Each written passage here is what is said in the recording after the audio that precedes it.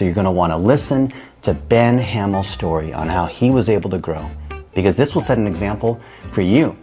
Maybe you're a young adult, like Ben started out 7 or 8 years ago and learned about digital marketing from hands-on experience. This is an episode you are going to want to tune into. Welcome, ladies and gentlemen, to another edition of the Coach U Show. Today, we have a former Sky Zone manager that went from being a trampoline park employee to having 50 family entertainment centers under his control as an agency for disruptive digital marketing. So you're going to want to listen to Ben Hammel's story on how he was able to grow, because this will set an example for you. Maybe you're a young adult, like Ben started out 7 or 8 years ago and learned about digital marketing from hands-on experience. Maybe you're a local service business and you're struggling with social media and you've worked with so many different agencies and you're wondering what the heck they do and what's the ROI and how do we make the cash register ring. This is an episode you are going to want to tune into. So welcome, Ben. Thank you, Dennis. Welcome to the studio, where the colors are changing all the time, kind of in reminiscence of being at Sky Zone, where the glow effects are happening. So Ben, tell us about your story and how you got started in digital marketing. Sure. So I was living back in my hometown of Springfield, Illinois, and I was looking for an opportunity, came in contact with the owner of the local Sky Zone that was bringing the franchise to town, and I got a part-time position. I started out as a sales and community manager, just part-time, and worked my way up into being operations manager and general manager of the park. I was running the park's social media, and our park ranked in the top 5 in the country. I think 9 of the first 12 months we were open as a new location. So we were really having a lot of success and driving a lot of guests to our park with just authentic content that was real and didn't look like ads. It was just engaging content for our guests. But most of these other general managers, because I've been to a bunch of Sky Zones, we went to a Sky Zone a couple days ago, they're not doing any of these things. There's usually someone else, there's corporate, there's an external agency. So what were you doing to help that Sky Zone succeed? Really just making local authentic content, posting pictures and videos of field trips that would come in, group events like churches, after school prom events, just other local events, just authentic. The only person that can really be the voice of the business is somebody who's actually in the 4 walls of the business regularly. You can get support from agencies, you can get support from outside contractors that can give you technical support and advise you on things, but there's definitely some unique value in actually having someone who's within the 4 walls of the business regularly. So you being a manager, having worked as an employee there, doing it for this one Sky Zone in Springfield, naturally the other Sky Zones found out about that. And what happened? Definitely. So I did go work in Springfield, and a gentleman who lived in St. Louis, about an hour and a half from Springfield, who had multiple locations, heard about me and reached out, and I started working for his location in St. Louis.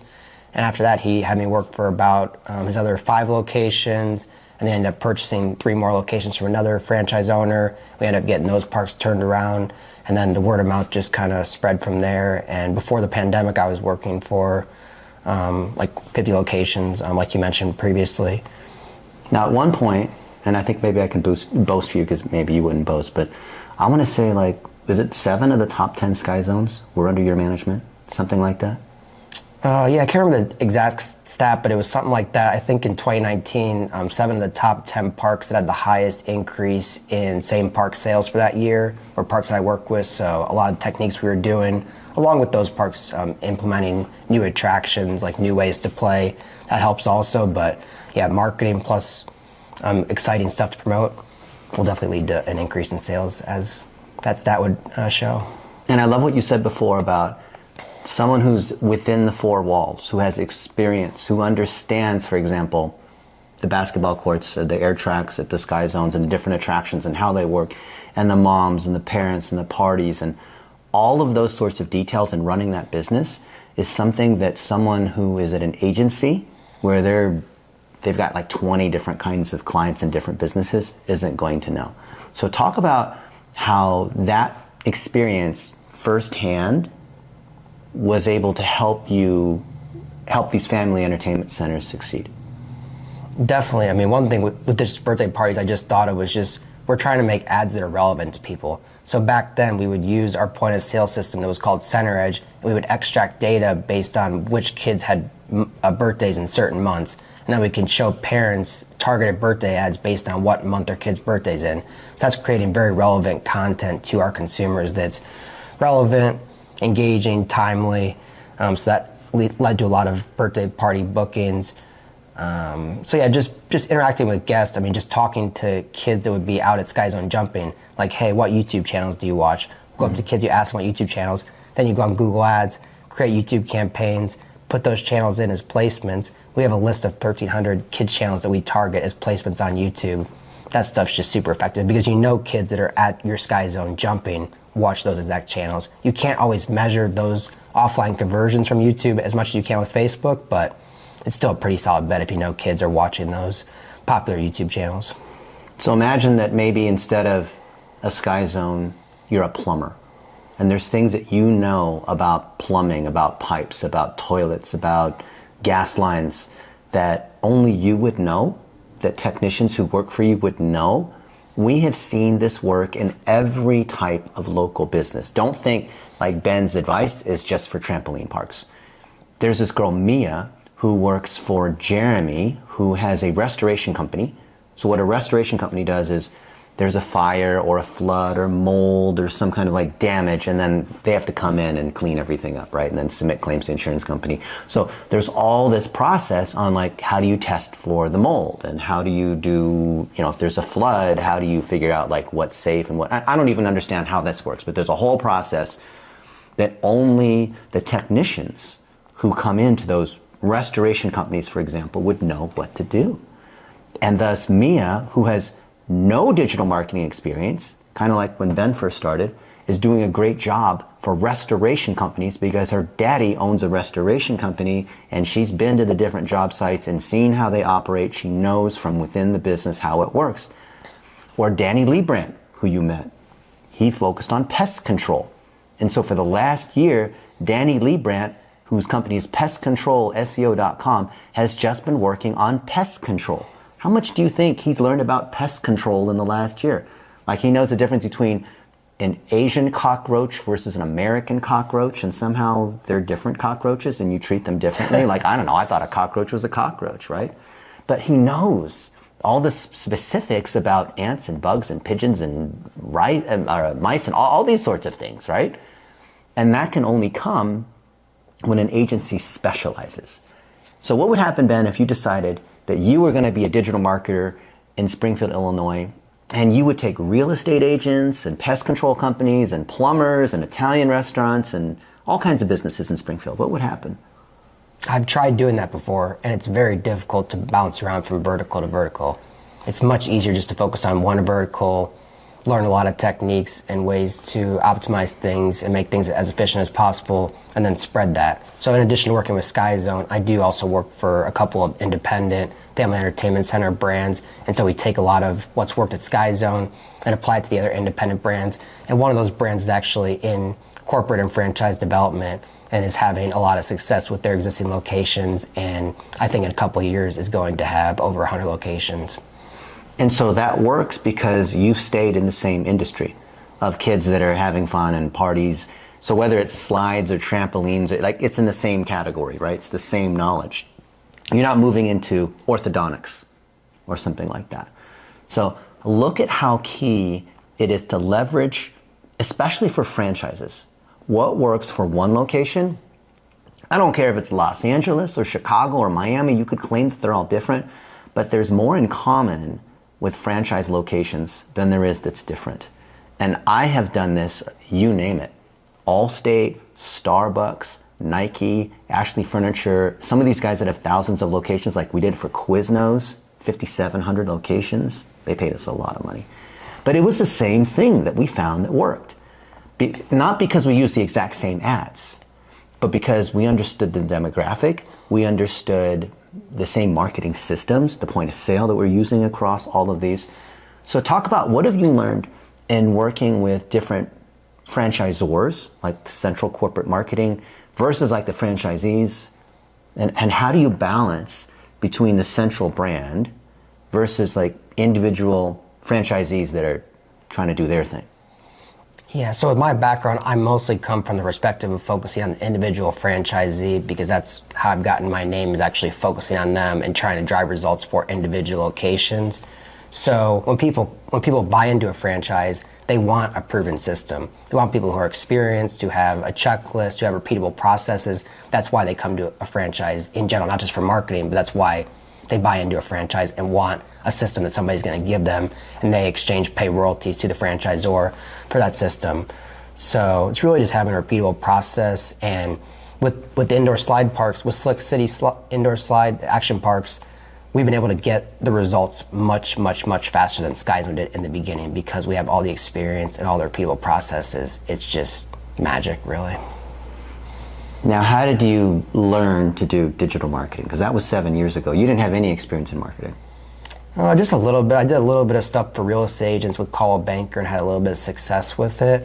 But just doing coursework, I would say, from Facebook, just their standard like blueprint coursework, getting basic Google Ads certifications, watching YouTube videos, coming across Blitz Metrics content and courses, doing some of digital marketers content and coursework. Just there's so much you can get your hands on Google and YouTube and other platforms to learn digital marketing. So much just getting your hands in there, and just also I learned a lot in the beginning from looking at what other agencies were doing.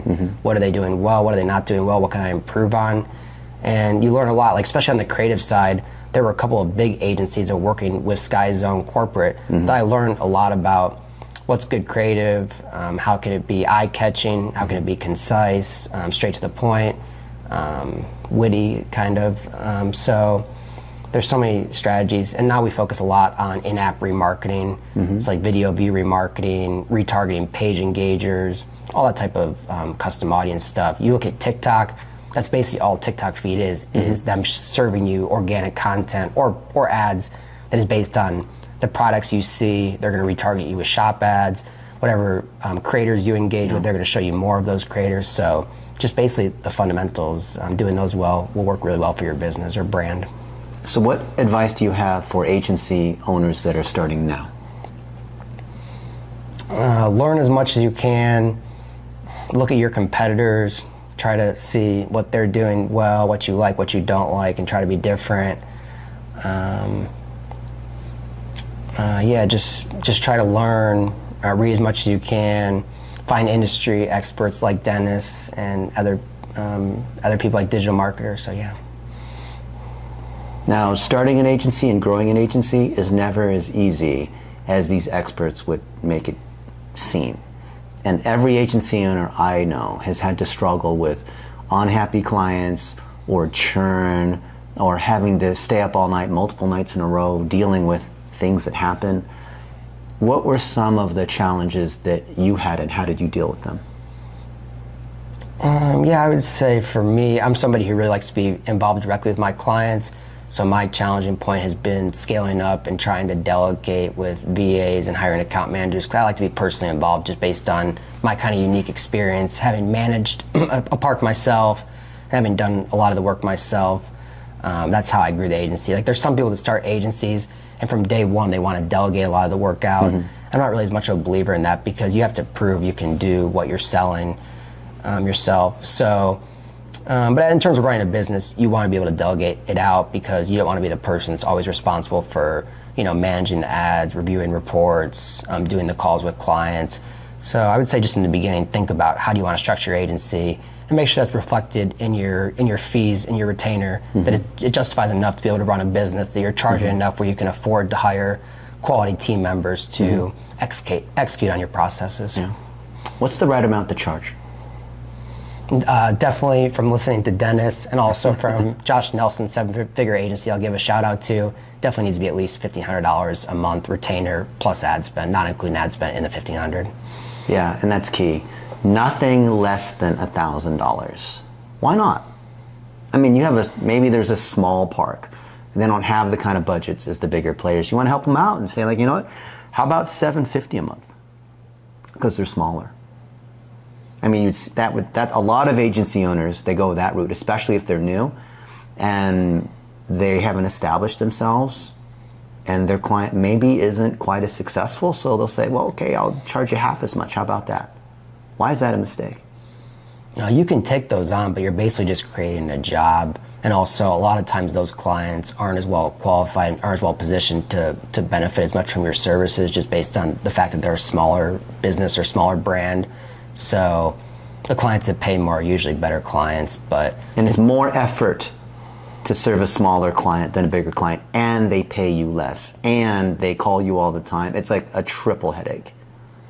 So digital marketing, we believe, is best when you take on clients who already are doing pretty well.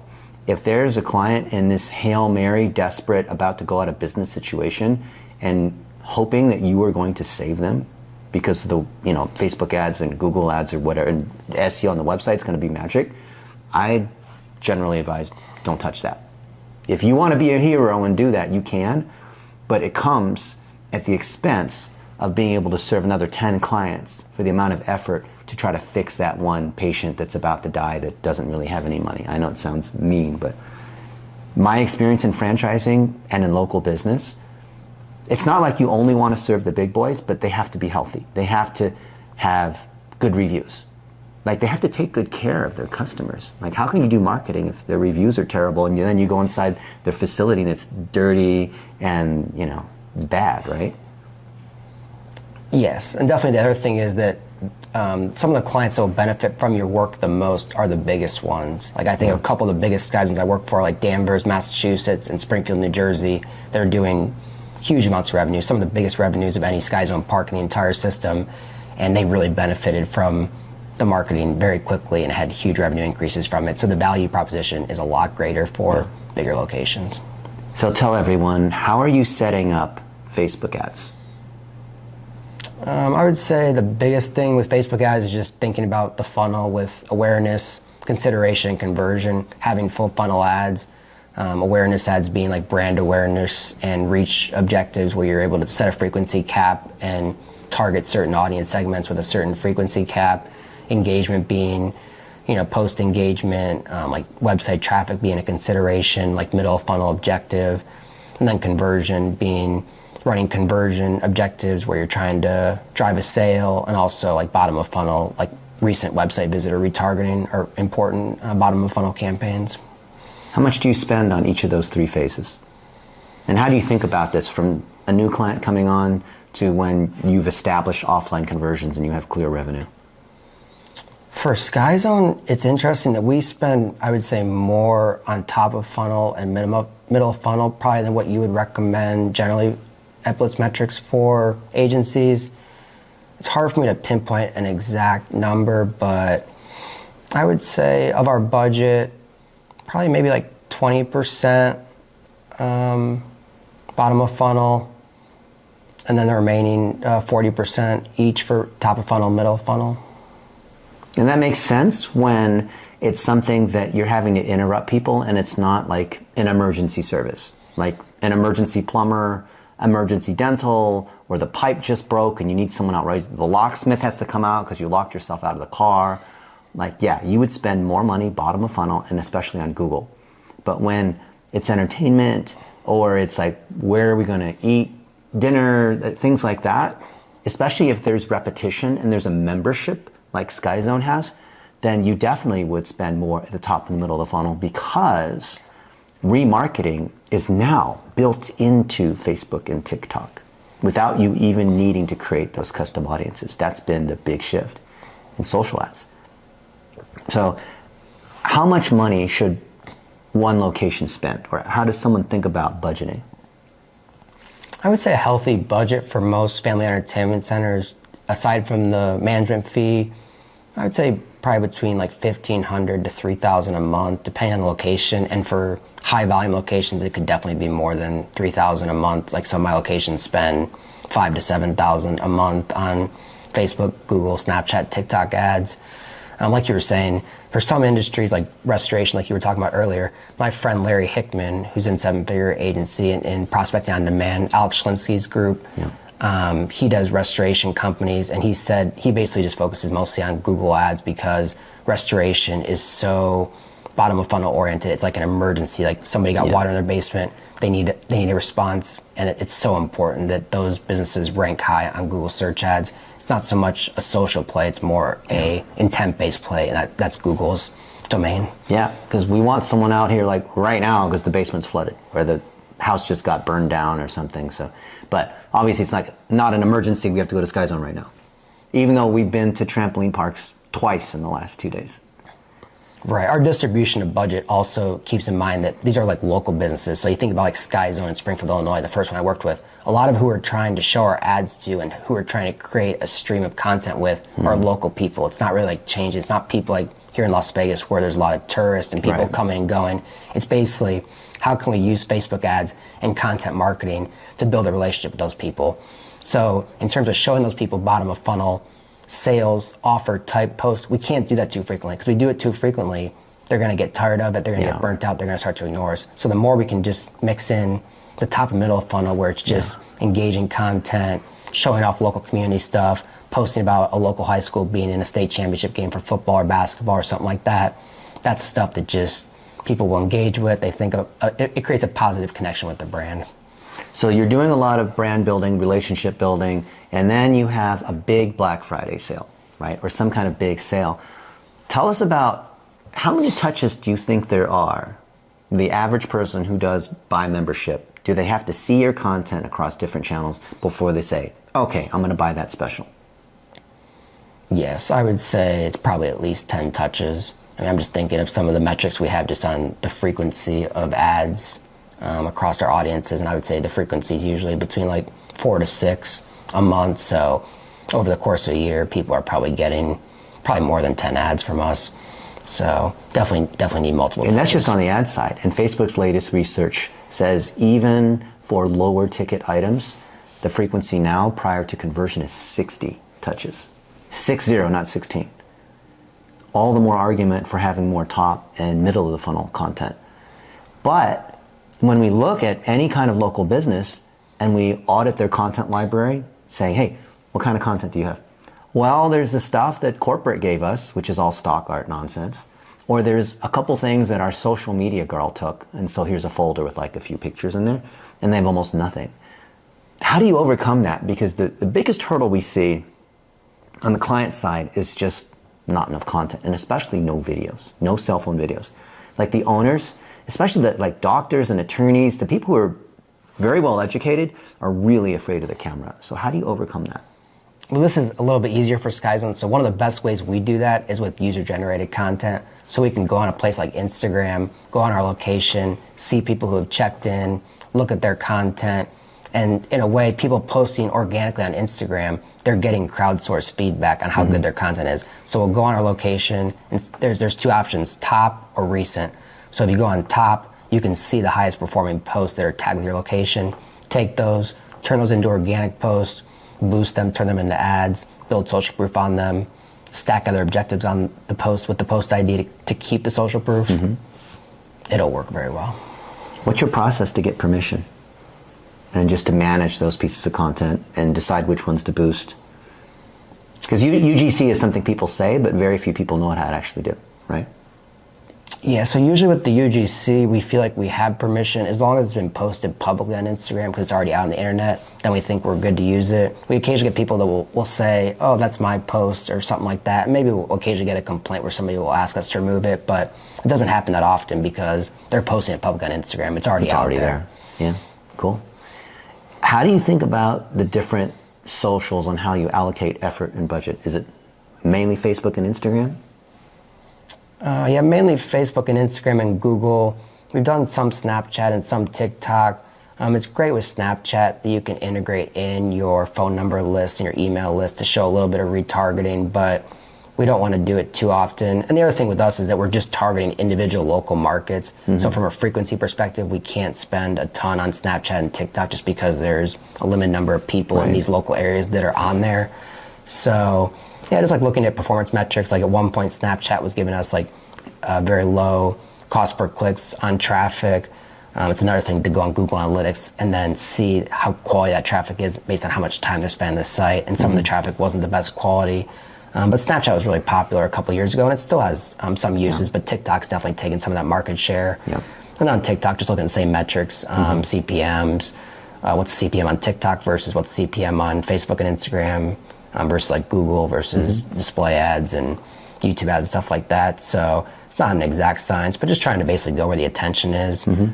TikTok, I think, has definitely gotten a lot more ad heavy recently, so I think it's a little bit less valuable than it was, but there's definitely still good uses. And creative is obviously super important on those platforms. Like creative on TikTok, you want to have content that's very TikTok oriented there, otherwise it'll just stand out in a bad way if it's not for TikTok. So Ben, how do you think about measuring marketing performance, whether it's organic or paid or across any channel? Like, what are you looking at? When you see the stats come in every week, what are you looking for? I still go back and reference the standards of excellence document. So for those people who don't know, what are the standards of excellence? So standards of excellence, if you do a Google search, I think it should come up, and it's maybe from a few years ago, but the metrics still hold true. The KPIs, in terms of numbers of it's basically metrics, benchmarks to hit for your cost per page like, cost per through play, CPM for brand awareness, CPM for reach, cost per conversion, all those different types of metrics are on the standards of excellence. So you just want to be benchmarking against those. And at SkyZone, our CPMs are probably about the same as they were when I started doing this 5 or 6 years ago. Because our business is inherently social, you go to SkyZone to be with friends and family, we get rewarded with great CPMs on Facebook and Instagram. And they also know that our cost per transaction is lower than some other industries. That helps them reward us with lower CPMs. So yeah, just standards of excellence, and then offline conversion tracking with Facebook and Instagram. I just ran some reports yesterday for a couple of clients, and we're over 20x return on ad spend on Facebook and Instagram. So yeah. So 20x ROAS means putting $1 in and getting $20 back. And the standards of excellence micro course that Ben references is part of integrating digital plumbing. So you have all of your tracking across everything that's occurring and being able to figure out how ads are performing, adding to that mix. So if you Google standards of excellence blitz metrics, you'll see that micro course. And if you don't want to pay the $7, I think there's bootleg versions out there that you can find, or interviews where we talk about it. But it's amazing because do you know what the average CPMs now are on Facebook and on Google? I want to say on Facebook it's maybe like $7 to $10. It's way higher than that. It's more like $30 to $40. Wow. And Google is up in the hundreds. Yet I bet you are getting sometimes CPMs of $2 or less. Yep. Even in 2024. And most people will say, that's not possible. There's no way you're getting under $2. But the reason why is because the relevance score on his ads are so high. Now, Facebook used to show you the number from 1 to 10. Now they don't. Now they just show you like high, medium, low across basically engagement, conversion quality, and page factors. And what really the driver is click-through rate, because Facebook's relevance score is actually the same thing mathematically as Google's quality score. So if you don't want to look at all the factors in there in the math, it's this simple. Are you getting a 10% engagement rate on your content? So are 10% of the people liking, sharing, and commenting on that, or are 10% of the people viewing what's called a through play? So staying for at least 15 seconds on that video. If you can't get at least 10% of the people to stay 15 seconds, your video sucks. And it's not because Facebook's trying to penalize you or charge you more. If your engagement rate sucks, Facebook used to turn your ad off. Now, because they want to make money, now they'll run your ad, they'll just charge you a lot more. So if you go in, like Ben said, into your business manager and look at your ads and see your average CPMs, of course, conversions, ROAS, all that stuff's the most important thing, the financial numbers, but as a diagnostic metric, like a check engine light, if your CPMs are like $50 or $100, that's their way of saying that your engagement sucks. And $2, and I bet you sometimes you even get $1 CPMs if it's just crazy, right?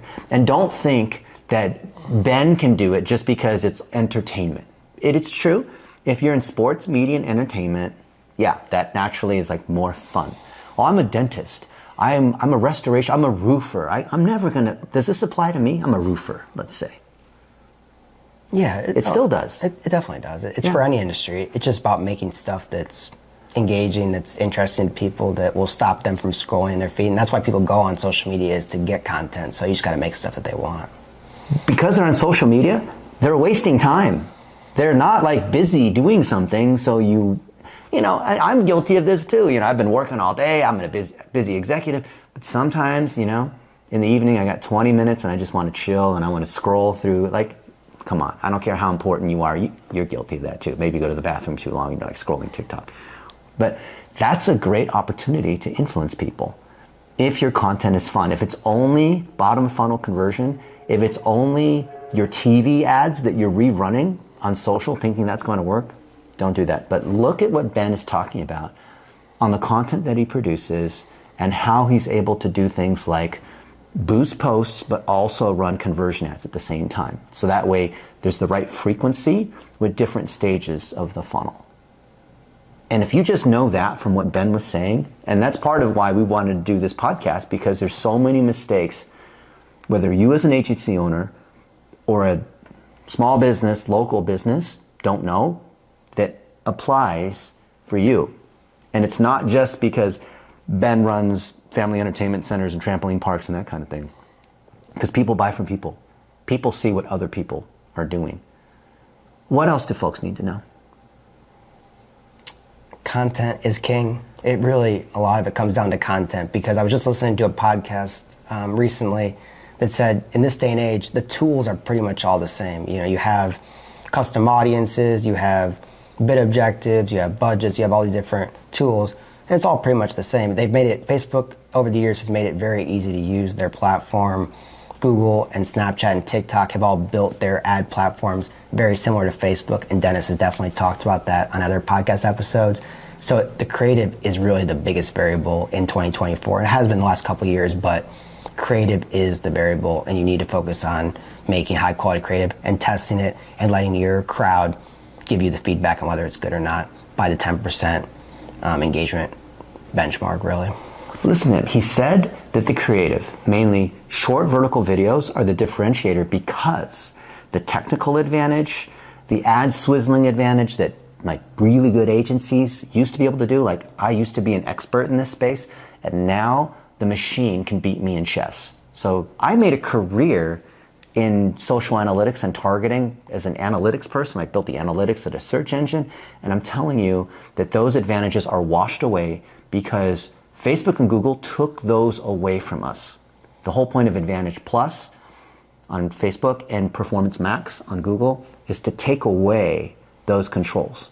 In the DOJ testimony where the US government sued Google and then Google had to share how their algorithms work, they admitted in this 145-page document that they are taking away all those controls because your ad and campaign optimization are done by the algorithm, which means your competitive advantage is the content. Your process to collect that user-generated content, your process to equip your staff, front office people, whatnot, to ask for reviews, to celebrate people's birthdays and high school basketball championships and all the things in your community, that's the unique ingredient that the AI can't generate. No amount of ChatGPT is going to be able to generate real experiences that you have with your real customers that love you and the bonds that you are creating. And if you're the agency, you need to figure out how do you put a process in place to equip the people who are the customer service agents, the technicians, whoever's talking to the customers of your client. How do you get all that information into a shared folder? And then you can use that for ads, for social posts, for all those kinds of things. But I think if you're an agent, I'd love to hear your feedback. You can disagree. I think that any marketing agency that doesn't put in place those kinds of operational processes is dead.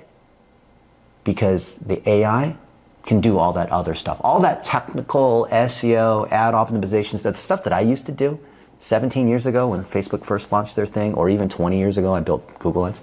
All that stuff is being done by the computer. So if you're a marketing agency, you can't outsmart the computer. So what is it? Think about this, what Ben just said. Think about it. What can you do that the AI can't do and that the customer can't just do? Because the big networks, TikTok, Facebook, Google, they think the agency is this middleman pest kind of thing in the middle that is just taking away the money. So they're trying to cut out the marketing agencies. So, but if you can add value in the middle, then you're demonstrating that you are worth having in there. If you have the clear processes, if you have the measurement, if you set up the offline conversions, if you train your clients the right way, if you have deep vertical expertise. I was with the guy who was in charge of local at Facebook. He left, Jan Fugner. These early Facebook employees made a lot of money and then they didn't have to work anymore. You can imagine what happened when Facebook IPO'd. And he told me that Facebook didn't want to get into the nitty-gritty of each of the different local industries. Plumbing, HVAC, roofing, electricians, trampoline parks. They didn't want to do it because there is so much subject matter expertise, so many like specific CRMs in each of these systems that they wanted to leave that to the agencies. And so when I heard Facebook say that, I thought, they're telling us. Actually, they point blank told us. I remember we had a whole meeting of all the partner agencies. And they said, you guys, instead of trying to compete against each other for like who could do Facebook ads the best, you guys should each focus on a vertical and develop deep relationships and expertise in those verticals. But just like when we get together with Josh Nelson and these other people, he and I and everyone else say, focus on that one industry. Don't be a legacy or what's called a generalist agency. We are trying to take all the businesses in Chicago, and just because they're in Chicago, you have 15 random businesses. It's not going to last. What other mistakes are people making that they need to know about? Probably the biggest one I would say, and that's one of the ways that agencies provide value, is focusing on full funnel content. Because a lot of times what I see with trampoline parks when they don't have an agency is all they focus on is bottom of funnel content. Yeah. And that will not work, and it's annoying to your customers. It turns people off. It's not effective. It's not how you should market a business. It's basically just selling. And unless you're doing just Google, where someone has to type in emergency plumber, then at that point, yes. But if you're interrupting people, you can't have only bottom of funnel, like social.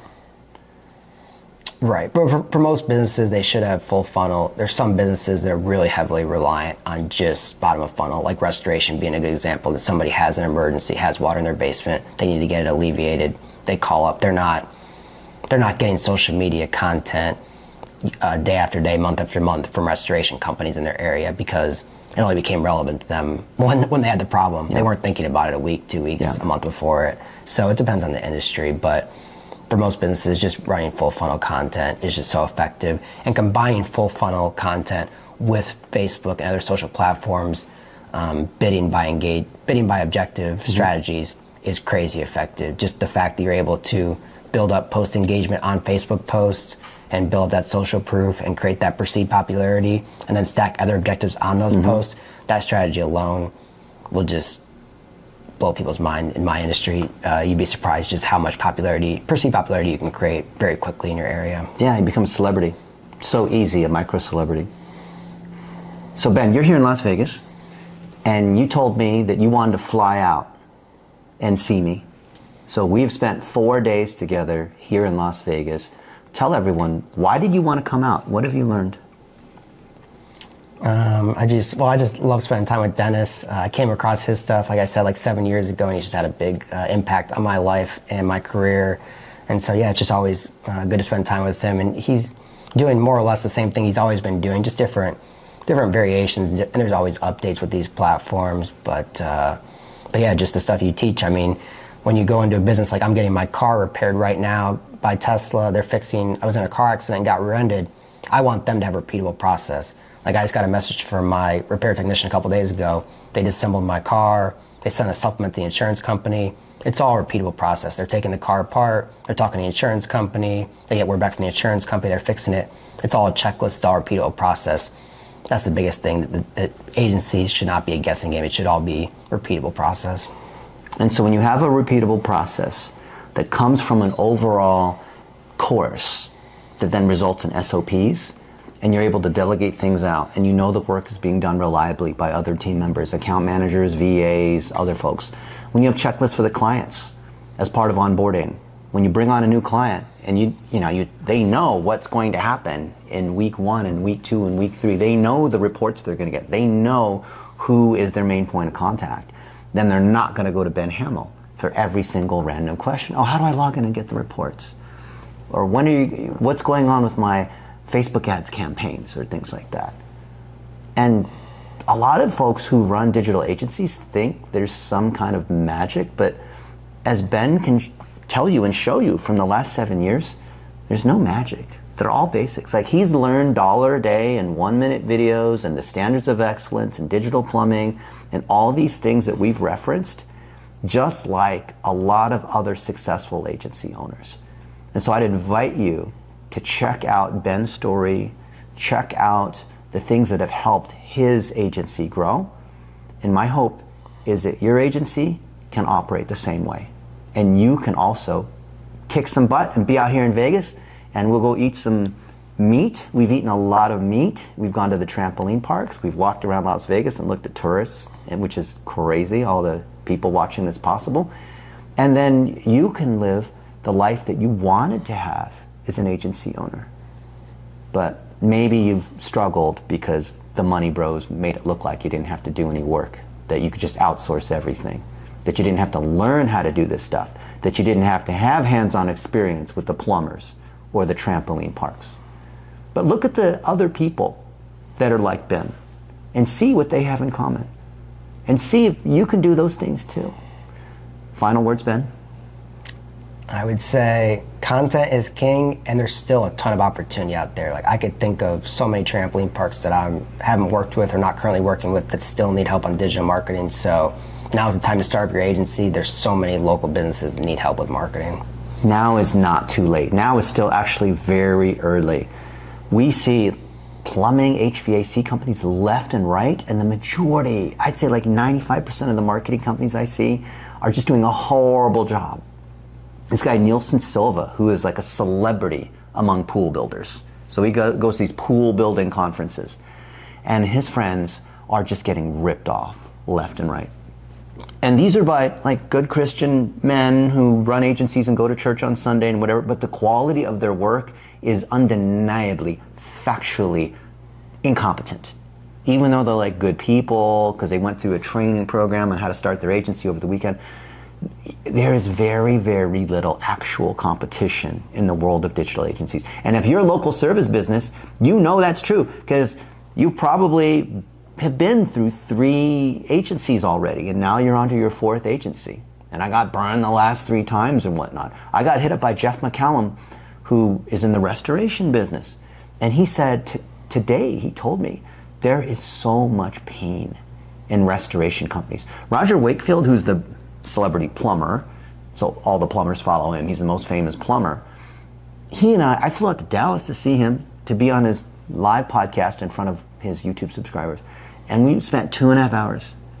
And the title was basically, "Our Marketing Company's Ripping Me Off." And I think we answered that in 2.5 hours. So there's a huge opportunity. So if you are a local service business owner, you need to find the Ben Hammel of your industry.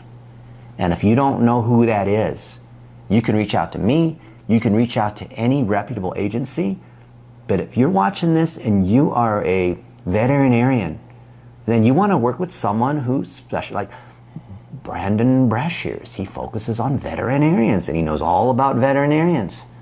And if you're a real estate agent, then you can go to Tim Chermak, for example. Tim Chermak, he cut his teeth on real estate. He came out to our masterminds multiple times. He flew out his whole team many times. Like, Tim, how many people are you bringing to our mastermind? We don't have enough seats to feed all you people and all that. But, you know, and he grew his business focusing just on real estate. And every one of these agencies we see, they focus on one thing. And Nielsen, because he's the pool guy, he started an agency with our help, and we're helping just the pool builders. And he knows he's got a very successful business. He's doing $14 million a year with different locations in Florida. He's got the whole thing going on, right? Very successful, came from nothing 14 years ago, Brazil, no education, now very successful, right? And he can build a whole agency because he's a successful pool builder himself, not an agency owner. And so he is going to do a much better job and is more credible than the agency bro that is just trying to sell, because he's trusted by the pool builders. So when, if you need an agency, find someone who focuses on that category. And if you don't know who, you'll very quickly be able to figure out who it is. And if that person says they focus on, electricians, for example, then I would say, okay, let me talk to some of the electricians that you're working with. And also you can audit their results very easily publicly. You can go to the Facebook ads library and see the ads that are actually being run for those clients. You can audit the SEO and the strength on Google. They have their rankings in Google Maps, all that without their permission. You don't need their permission because it's public data. We've got SEO tools. I can tell you in 5 seconds whether any SEO has been done. I look at the agency site themselves. I Google that person and I see, are they Googleable? And the odds are they're not. Most of these companies that claim to do SEO, they have no SEO themselves. But they have all these excuses about why they don't have any of that. But the world of marketing is so ripe for disruption by people who actually started in a particular field, who followed a set of SOPs, who believe in tracking and transparency and analytics, who charge a fair price, who care so deeply about their clients, like Ben would. Ben would call me up in the middle of the night or whatnot, and I probably shouldn't say this, but he cared so much about his clients that it caused him angst because he wanted to make sure his clients were happy. And when I saw that level of care that Ben had, that told me this is a good agency owner, because he's not doing it for the money. He drives a Tesla, but it's not because he's trying to live in a mansion or drive a Lamborghini. It was always about taking care of the clients. So if you are a young adult and you are not sure whether you could succeed here, I'm telling you, if you care and you can put in the time, you don't have to be a genius. You don't have to be rich. You don't have to be lucky. You choose a vertical. You choose electricians. I don't know, whatever. Choose one and build relationships in that category. And then you can be the next Ben Hammel. Amen. Well, I appreciate your time. If you want to reach out to Ben, what should they do? You can reach out on LinkedIn, Ben Hammel, or my email is ben@disruptivedigital.org. Amen. And thank you guys for your time, and can't wait to hear what your feedback is. This is the Coach U Show, and this is Ben Hammel.